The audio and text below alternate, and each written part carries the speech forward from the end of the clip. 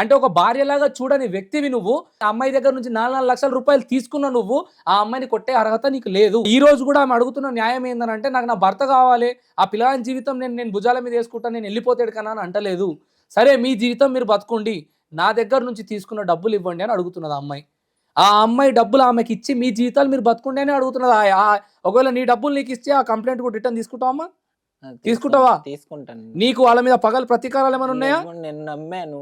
నమ్మినందుకు నన్ను ఇంత రోడ్డెక్కించి నేను ఎప్పుడు బయటకొచ్చిందని కాదండి. అయ్యో నువ్వు నమ్మినా అంటే నమ్మను దగ్గర మోసం కాదమ్మా, నమ్మితేనే మోసపోతారు. మీ గతంలో ఎంతో మంది ట్రాన్స్జెండర్లకు ఈ విధంగా జరుగుతుందన్న విషయం నీకు తెలియదా? గత 10 సంవత్సరాల నుంచి ఇదే ట్రాన్స్జెండర్ కమ్యూనిటీలో ఉన్నావు కదా. తెలిసే నేను వద్దని చెప్పానని, కావాలని చేసుకున్నారు వాళ్ళు. వాళ్ళ అమ్మకి అన్ని తెలుసు. ఇప్పుడు వాళ్ళ కానీ అమ్మాయి అన్ని చెప్తున్న fake. స్టోరీ చూస్తే టోటల్ గా ఆపోజిట్ ఉంది. ఎంతసేపటికి నువ్వే ఆ అబ్బాయి ఎంబడబడ్డట్టుగా కనిపిస్తా ఉంది.